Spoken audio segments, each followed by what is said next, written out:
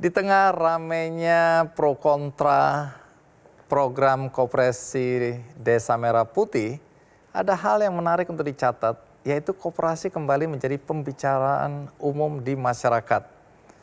Dan yang juga menarik adalah selama ini kita merasa seakan-akan koperasi itu adalah satu kegiatan usaha yang konvensional, tidak kekinian, masa lalu, dan tidak menarik untuk kalangan anak-anak muda. Tapi hari ini saya mencoba mengajak Anda semua untuk melihat dari perspektif yang berbeda. Karena ada seorang anak muda yang ternyata mampu mengembangkan koperasi dengan cara, gaya, dan tentu saja model-model bisnis kekinian. Dan ini khas anak muda. Siapa dia? Mari kita sambut Ella Rizky.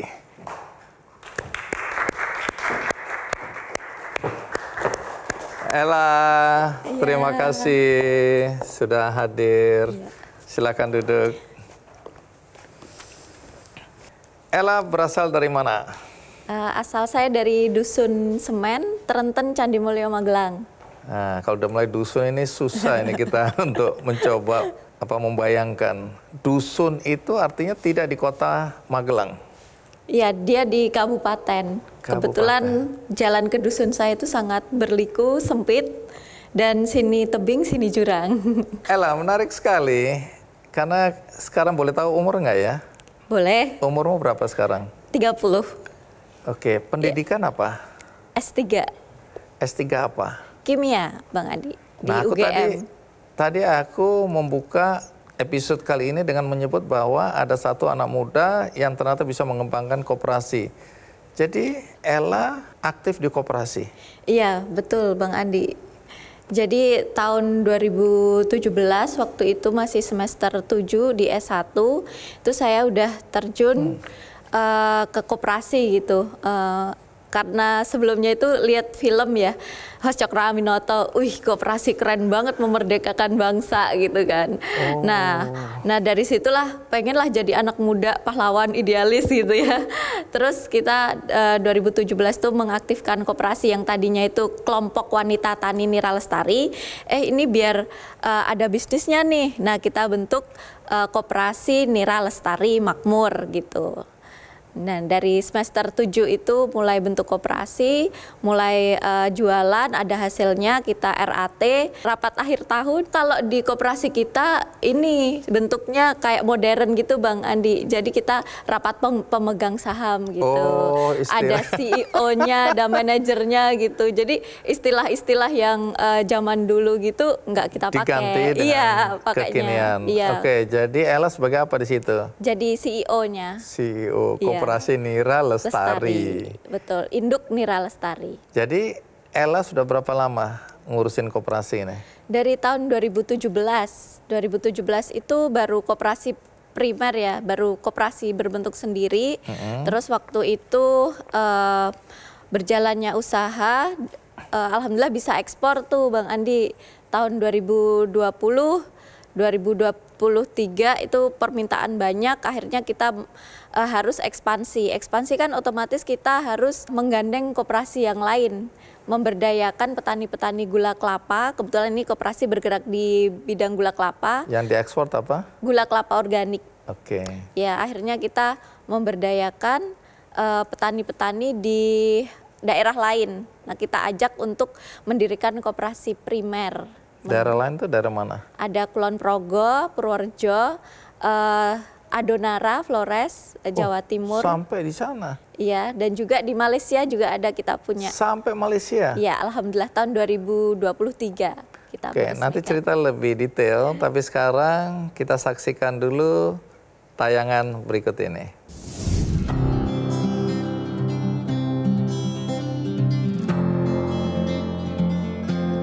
Ella Rizky Farihatul Maftuhah adalah salah satu inspirator bagi para pemuda Indonesia.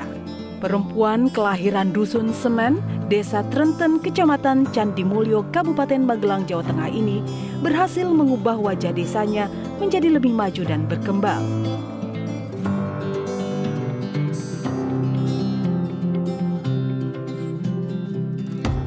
Ella tumbuh di lingkungan yang kaya akan potensi pertanian, terutama kelapa. Melihat potensi yang besar, tapi belum tergarap maksimal, Ella bertekad memaksimalkan potensi itu demi kesejahteraan masyarakat desanya. Ella mulai melakukan eksperimen dan penelitian, yakni mengolah nira menjadi produk lebih bernilai, yaitu gula semut. Ella mulai mengajak dan melakukan sosialisasi kepada warga sekitar untuk membuat produk gula semut agar lebih meningkatkan nilai jual. Namun jalannya tidaklah mulus. Ia harus menghadapi para tengkulak gula Jawa dan penolakan dari beberapa pihak. Seiring berjalannya waktu, warga pun mulai menyadari bahwa olahan nira menjadi gula semut lebih banyak mendatangkan keuntungan. Warga pun beralih memproduksi gula semut. Usaha Ella tak berhenti sampai di situ. Ella kemudian membentuk koperasi Kelompok Wanita Tani Nira Lestari Makmur pada tahun 2017. Beberapa koperasi primer di bawah koperasi induk pun berdiri di Purworejo dengan 85 anggota, Kulon Progo dengan 233 anggota, dan Flores NTT dengan 2 petani milenial.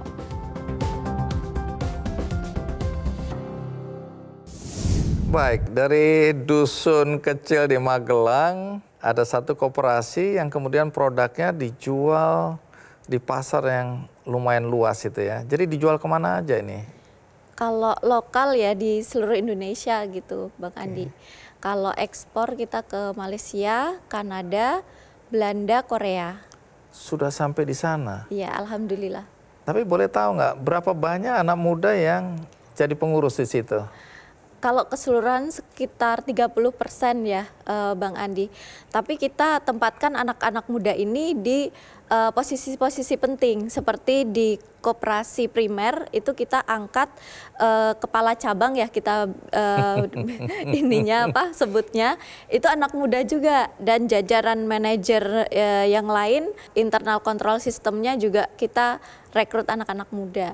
Bahkan kita, Bang Andi, di salah satu CSR kita merupakan dialokasikan untuk beasiswa anak petani. Buat apa? Untuk regenerasi, biar anak-anak petani ini hebat, ngurusin pertanian, ngurusin desa, ngurusin koperasi. Jadi setiap kita mau buka cabang di daerah lain, kita tawarin nggak cuma keuntungan materi aja, Bang Andi, tapi mau nggak kita jalankan 4 untuk CSR. Yang pertama beasiswa anak petani, yang kedua sembako murah, yang ketiga kesehatan gratis, dan yang keempat itu untuk kelestarian lingkungan gitu. Nah, kalau banyak orang kan menganggap bahwa koperasi ini jadul, koperasi ini terlalu konvensional, koperasi ini ya pengurusnya orang-orang tua, ya. Nah, kesan itu kan kuat sekali. Nah, tapi bagaimana Ella bisa meyakinkan teman-teman yang lain bahwa koperasi ini juga tepat, cocok untuk anak-anak muda berkarya? Sebenarnya itu masalah rebranding aja ya, Bang Andi ya. Buktinya dengan koperasi kita bisa ekspor, bahkan klub Barcelona gitu kan itu koperasi. Kenapa kita sebagai anak muda nggak pengen nih koperasi gitu kan? Nah, nggak melulu yang tampil, yang ngurusin, yang berdarah-darah itu ketuanya kan nggak harus. Kita bisa rebranding, kita ada CEO, yang manajer produksi ada sendiri, yang manajer keuangan ada sendiri. Kalau yang dulu kan ada tamu yang ngurusin ketua, produksi yang ngurusin ketua. Semua satu orang. Iya, semua satu orang. Nah, dengan manajemen koperasi yang baik, yang milenial, yang Gen Z, yang profesional, itu akan lebih menarik sih bagi anak muda, dan juga membangkitkan rasa patriotisme ya, karena anak-anak muda kayak panggilan hati sebagai pahlawan negara gitu. Bonus demografi, kita bisa apa nih anak muda selain mikirin diri sendiri, anak muda itu kan butuh eksistensi untuk dia berkontribusi. Salah satunya dengan koperasi, kepemilikan modal bersama, keuntungan bersama, ekonomi kerakyatan dan berkeadilan gitu. Nah, aku ingin tahu, orang tuamu atau teman-temanmu nggak mempertanyakan, kok kamu dengan pendidikan yang tinggi, kemudian tertarik untuk jadi pengurus koperasi. Itu apa reaksimu kalau ada orang, atau ada nggak yang bertanya-tanya seperti itu?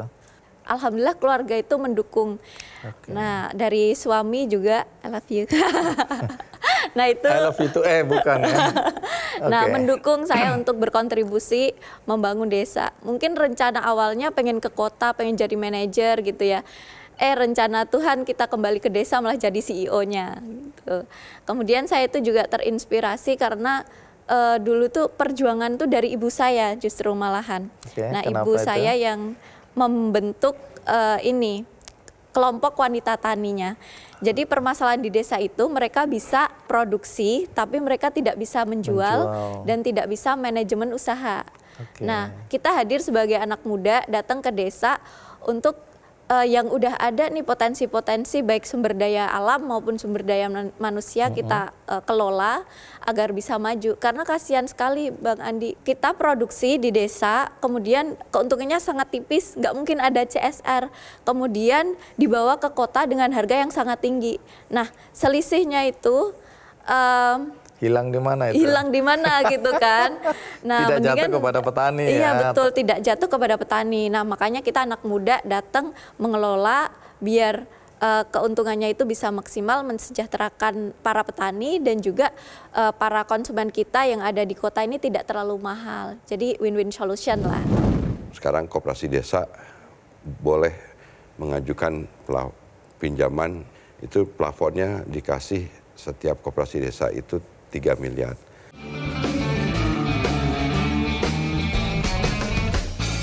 Jelajahi cara baru mendapatkan informasi. Download Metro TV Extend sekarang.